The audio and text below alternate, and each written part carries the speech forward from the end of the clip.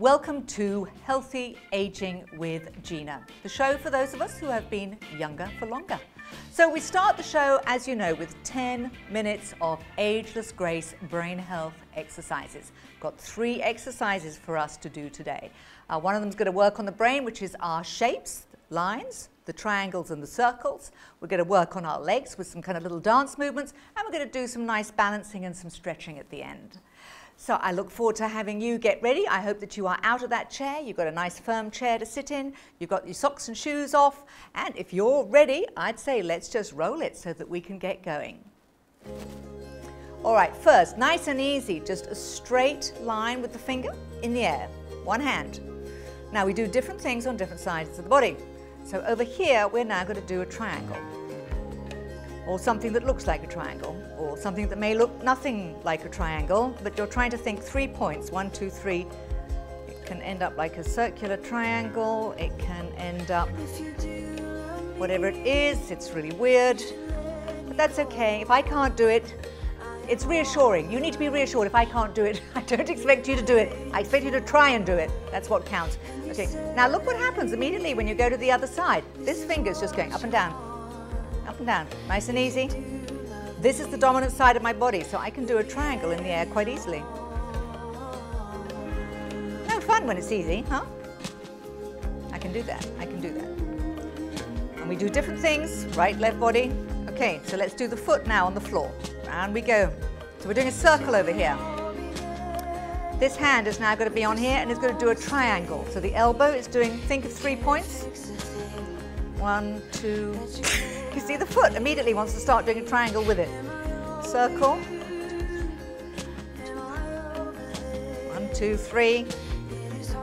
How many points is a triangle supposed to have? You can have 3 is what it's supposed to have. Think of a pyramid. It's not a very good pyramid, Gina. But something's happening. Change feet. Other foot going round and round. Elbow. Elbow in the air. Come on, we're doing, see again, dominant side, easier. It's always reassuring to know one side is easier than the other. Round we go. So I can do that. I can do a triangle, I can do a circle on that side. All right, now what about the hand? Going up and down again, all the way down to our side.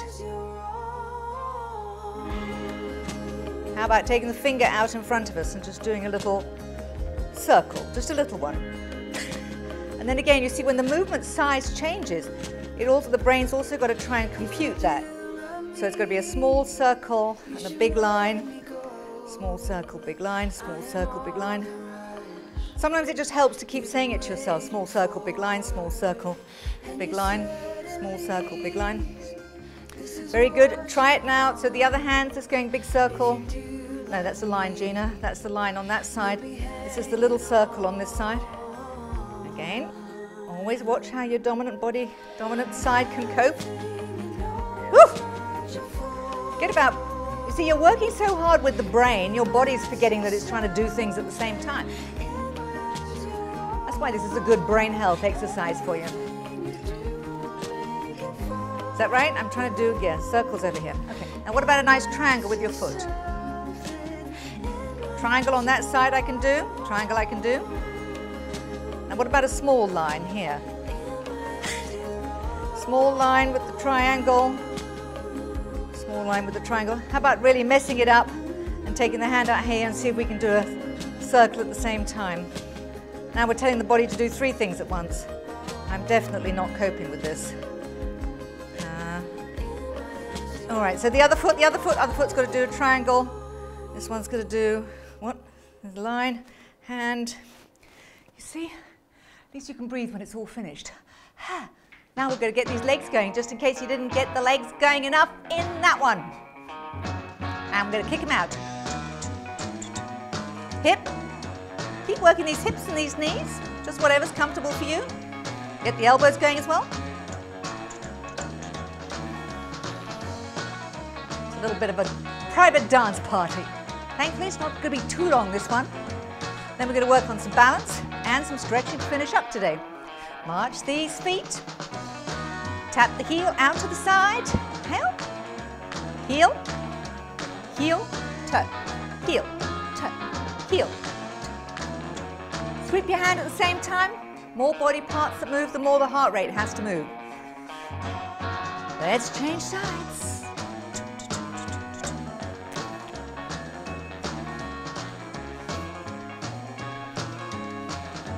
Very good. Keep it moving. And faster. Walk. And we're going to tap one foot in and out. Opposite arms going in and out. Change sides. The idea is just to keep lower part of the body moving. I've got to think what I'm doing, say what I'm doing, tell you what I'm doing, and expect you to be doing the same thing. Hope you are. As long as you're having fun in the process, that's all that counts. Kick it out again.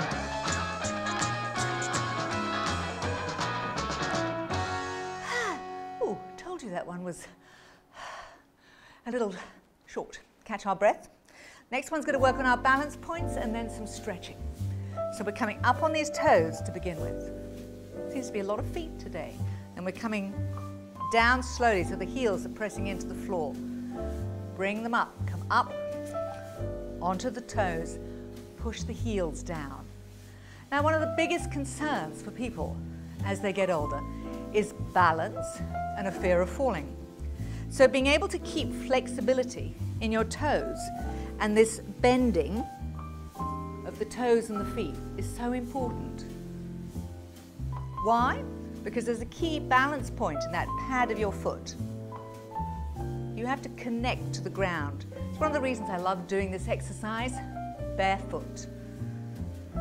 You feel connected to the ground better when you've got bare feet. Now, we're just going to push down with that bent foot. I want you to think, I think I'm going to bring my little dog one day. I've got a cute little peak called Biggles. And imagine doing a little paw print. Think you're like pushing into damp sand. Press it down. So we're just staying up on the toes. Change feet.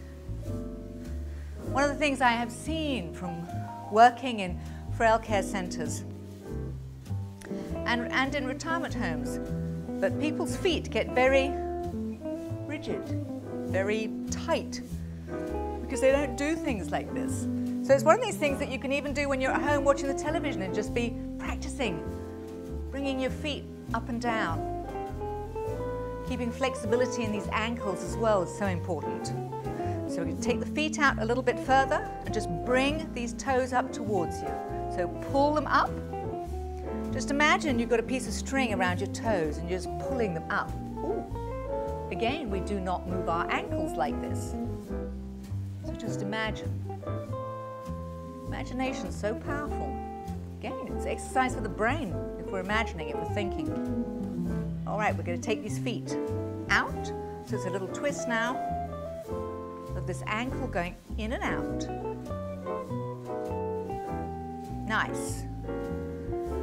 All right, so one key balance point, that one on the base of the foot. Another key one is the core, just underneath the tummy button. So imagine pulling your tummy button towards the spine, keeping this nice and tight. We're going to take the foot up. This one is now nice and slow. We're just going to take the knee out. You've got to keep breathing. There's a lot going on. I'm a woman, I can multitask.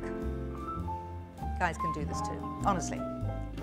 You're breathing, you're holding your core tight. You're working on your knee, just coming gently in and out so you can feel control from your thigh. Woo! You might feel it in the hip as well. Last one. Let that go down. Relax the tummy again. Just give yourself a second. Bring it in. Tighten that core. Bring the other leg up. Let's take it out. Nice. Keep breathing. Kind of important. Don't want you fainting where you're sitting. Always listen to your body. You do as much as you can. Nice work. Last two. Tummy tight. Good. Now we're going to do some stretches that's going to include stretching and our neck and our ear, because the inner ear is one of the third areas of balance that are very important. So a little turn side to side and just stretch the neck one way and then the other. So there we are. We did 10 minutes of Ageless Grace brain health exercises. I hope you had fun, and I hope you're going to be ready for our interesting topic, which is going to be with you right in a minute.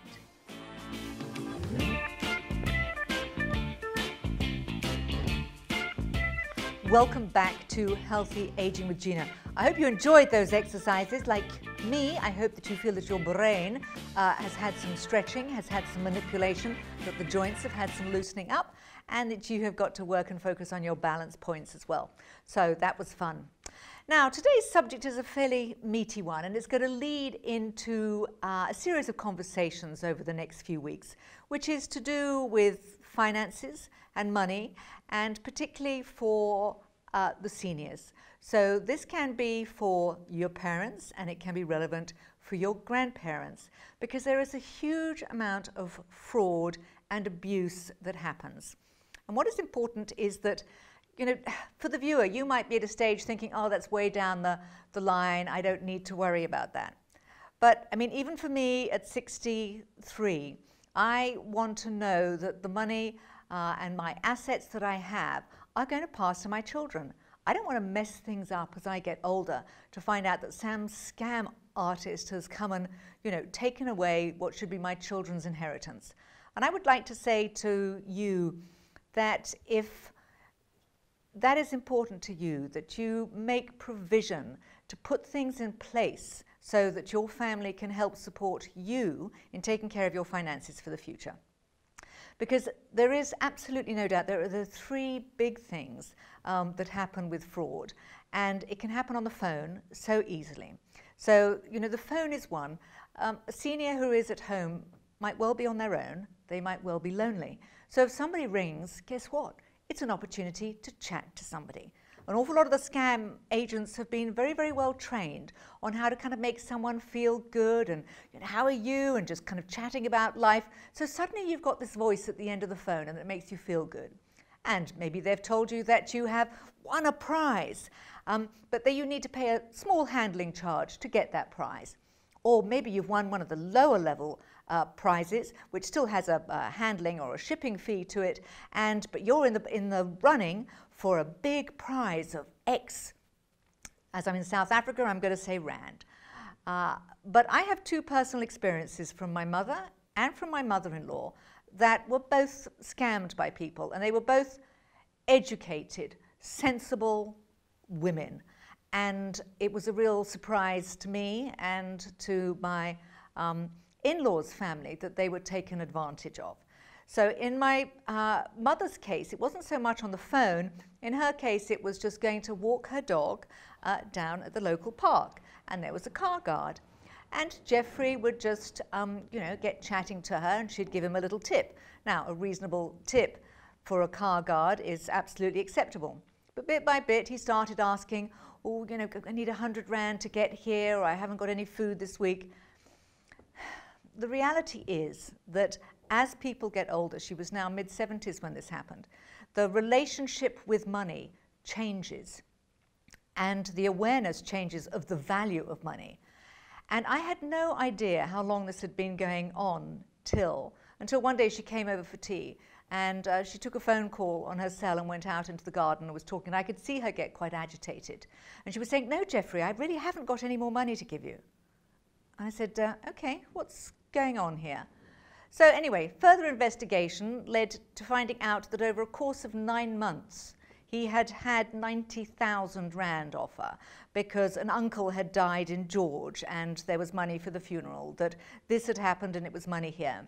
And because she was still drawing money out of her own account, I wasn't seeing the withdrawals. I had no idea that she was just giving him more and more and more. Thankfully, I picked it up. And unfortunately, you talk to the police and they say, well, I'm sorry, there's actually nothing you can do because she gave it to him of her own free will. There is no way that you can there was never going to be a chance of getting it back. But at the very least, we were able to stop it. Now, in my mother-in-law's case, she was a key one for the phone fraud, because they got to her that way. She did live on her own. She was lonely. I mean, she did go to church. She was involved with her community. But when people have been on their own a long time, they are very, very susceptible to other people, pitching them on different things. And in her case, it was because she kept saying to the kids, oh, you know, I'm going to win this 25,000, it was pounds, for you. But they started seeing that she was ending up with a whole lot of really weird, rubbishy little things that were her kind of prizes that she was winning and that she was paying for the shipping for. So you need to protect your loved ones, because this can happen and it can be insidious. And it can then lead to the fact that they're not taking care of their finances at all. So the bills aren't being paid. So if you're going to go and visit your loved ones, and I know these days it's a lot less physical mail with a physical bill, but you need to have an agreement with your parents that you can help them monitor their bills for their own protection. And, you know, I've told my kids that they can start asking me from, I said 66 this morning while I was thinking about this and my son was staying.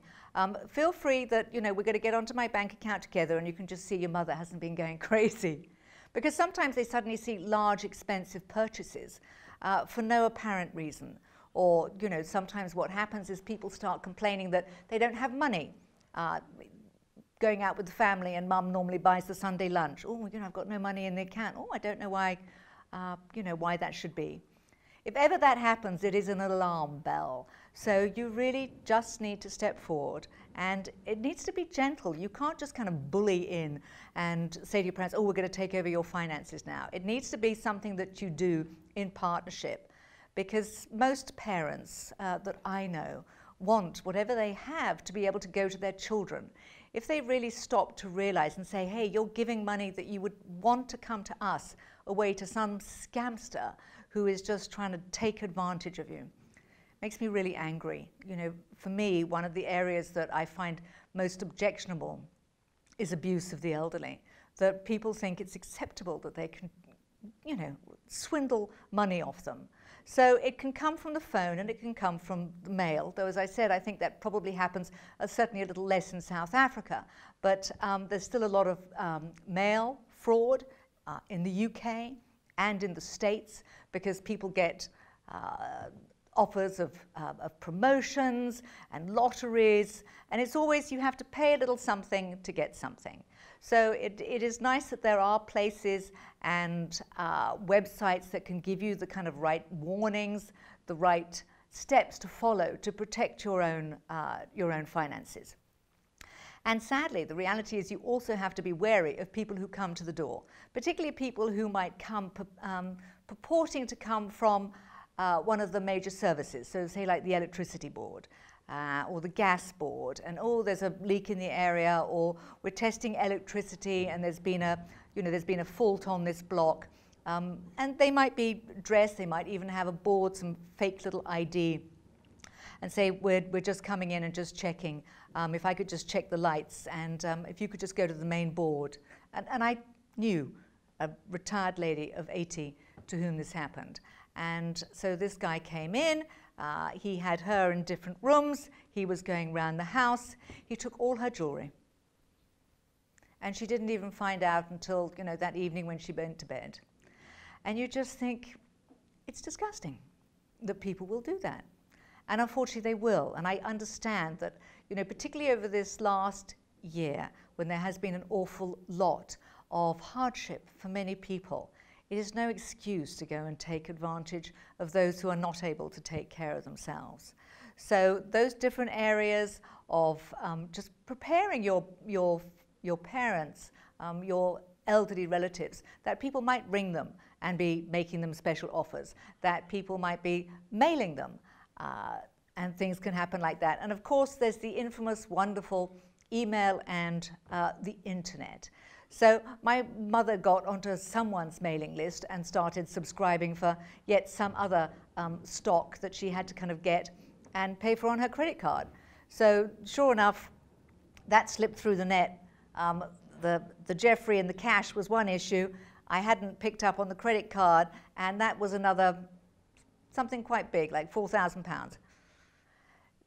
You know, the average person who is scammed, I was reading this American website, on one of these either phone or mail lottery systems, the average person has paid out $7,000 that they've lost because somebody else has just found a clever way of being able to talk around it. So please take care of your loved ones. Please make sure that they are prepared to sit down with you to agree timing, that whatever that timing is going to be, whatever the age is going to be, because for some people it might be as early as 62. I actually found that a bit worrying. It's like, really, 62? I'm not capable of taking care of my own money? But my mother, as I said, the last person I ever would have imagined would have had problems in her 70s. So agree with your family that it is going to be okay, that we're going to have a partnership, that you can start taking a look and just making sure that no one is abusing, taking away the money that you have worked hard for, the money that you want to go to your family for the future, that you're hanging on to it. So preparing people, educating people, your loved ones, is just so important, and it's fair. Now, we're living longer, so we need the money to last for longer. People want to be independent for longer. Given the choice, most people still want to be able to stay at home. I was incredibly lucky that both my parents, my dad was 87, my mum was 79, were both able to live and die at home in their own beds with 24/7 care, my sisters and I helping to take care of them. And it's very expensive, I know, because as I said, I also go to teach classes in retirement homes, and it's unbelievably expensive for those people who have chosen to put their families into a frail care centre. And sometimes that's necessary because they may need a lot of medical care. I was lucky that mine were both just kind of general frailty of age, that they needed care in those last stages, but they didn't need to be in hospital, they didn't need to be in a frail care, and they were protected by their own money that they had saved, that we were able to help take care of them. So we were able to take care of them with their own finances, that it was not a financial burden on us. And that's, for me, how I want to pay it forward for my children. That's what my parents did for me. They made sure that they had enough money, that they could be taken care of in the way that they wanted, and they weren't a financial burden on us. And I don't want to be a financial burden on my 3 children. So if you are at home and you are concerned about the provision of your later stage of life, how you are going to live to end those last years, you need to have it set up with your family, because for most people it will be the family who will be stepping in to help take care of you. So all the more reason that you need to hang on to your money. It's yours, and you just need to have somebody within the family who you trust is going to be able to help make sure that you have got everything you need put away, not being given to those people who try and just sell you a story. You know, the older people have got manners, and you know, that's why they'll listen to people and respectful, and they don't really believe that people are going to be dishonest. Sadly, it's a reality that it can happen. So I want you to prepare yourself. I want you to have a conversation with your family. I want you to just set time limits on when you can be helping set this up to protect yourself, your future, and your family's financial future. And I'm going to look forward to having a financial analyst come in and help talk about how we can make sure that we've got enough for the short term, the middle term, and the long term. So that's going to be coming up in the next few weeks. And I look forward to seeing you for another session of Healthy Aging with Gina.